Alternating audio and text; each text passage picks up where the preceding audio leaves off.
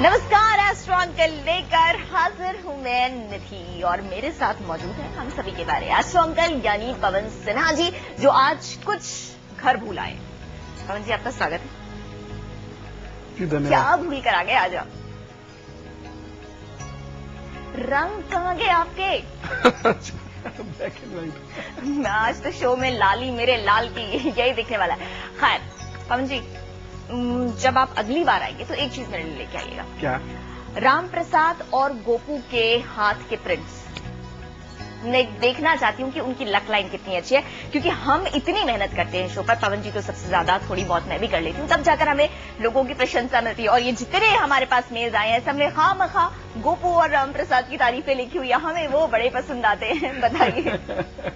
तो चलिए भाई, अब ये तो अगली बार पता चल जाएगा कि क्या ऐसा है उन दोनों के हाथ में कि उनको मिलती है इतनी तारीफें। फिलहाल आज क्या होमवर्क पूरा करके आई हूं मैं। अच्छा जी, और मुलाकात हुई मेरी एक ऐसे बच्चे से। इनिशियली उससे मैं बहुत इंप्रेस हुई। तकरीबन 1-1.5 घंटा मैंने उस बच्चे के साथ, उसकी फैमिली के साथ बिताया। हम वहां गए और उसने बहुत अच्छे से हमें ग्रीट किया, नमस्ते। मतलब ऐसा लगा कि बहुत संस्कारी बच्चा है और पेरेंट्स ने बहुत अच्छी तरह उसकी अपब्रिंगिंग करी है। लेकिन जैसे जैसे मुलाकात आगे बढ़ती गई, मुझे ये लगा पवन जी कि संस्कार तो है, लेकिन ना उतना खुल नहीं पा रहा था बच्चा, अपने आप को एक्सप्रेस नहीं कर पा रहा था। कहीं डरा सहमा सा, डब्बू अगर कहूं तो शायद ठीक होगा। तो मुझे लगा कि इस बारे में क्यों ना बात करी जाए, क्योंकि बच्चा संस्कारी हो, अच्छे मैनर्स सीखे, ये तो हर माँ बाप चाहता है। लेकिन एट द सेम टाइम ये भी बहुत जरूरी होता है कि बच्चा डब्बू ना हो, क्योंकि आजकल के जो जिंदगी है उसमें डब्बू अगर कोई बच्चा है तो वो जरूर पिछड़ जाएगा। पहले तो ये बताए कि संस्कारी बच्चे में और एक डब्बू बच्चे में फर्क कैसे पता चले? जब भी मुख्य ग्रह कमजोर होगा, परंतु मुख्य ग्रह बृहस्पति से प्रभावित होगा। कमजोर तो है लेकिन बृहस्पति से प्रभावित है, तो ऐसे बच्चे में संस्कार तो होंगे लेकिन उसके व्यक्तित्व में बोल्डनेस नहीं होगी। और पेरेंट्स इनिशियली ये समझते हैं कि बच्चा चूंकि बहुत संस्कारवान है इसलिए सबकी इज्जत करता है और इसके कारण ये बहुत कम बोलता है, इसके कारण ये कम इंटरैक्ट करता है। जब कोई बड़ा बैठा होता है तो ये हाथ बांध के खड़ा रहता है और ये इसके संस्कार हैं, इसका इसके व्यक्तित्व से कोई लेना देना नहीं है।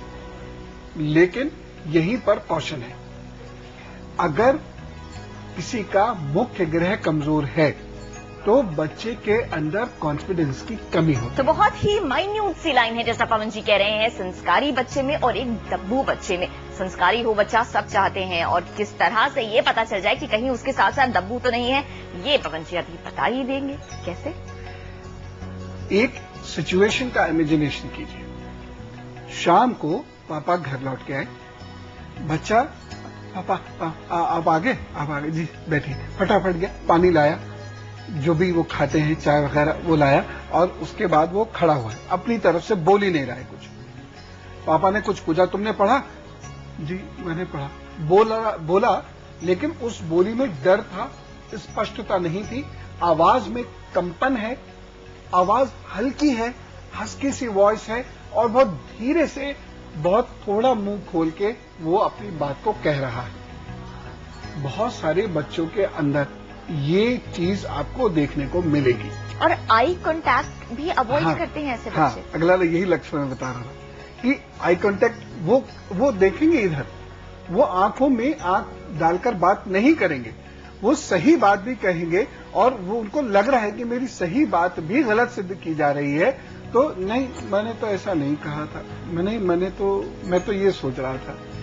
लेकिन आपसे सीधे वो बात कहेंगे ही नहीं जी। और उसके बाद पापा ने उनसे जो बात कही, पापा तो कह के चले गए। बच्चा जानता है कि ये बात गलत है, वो उनसे तो नहीं कह पाया, अब चुपचाप मम्मी से जाके कहेगा। ठीक है, अपनी बात रख ही नहीं पाता जो बच्चा दब्बू होता है, यानी मुख्य ग्रह कमजोर होता है। हम क्या समझ रहे हैं सामान्यतः भारतीय परिवारों में कि चूंकि पापा है इसलिए ये बच्चा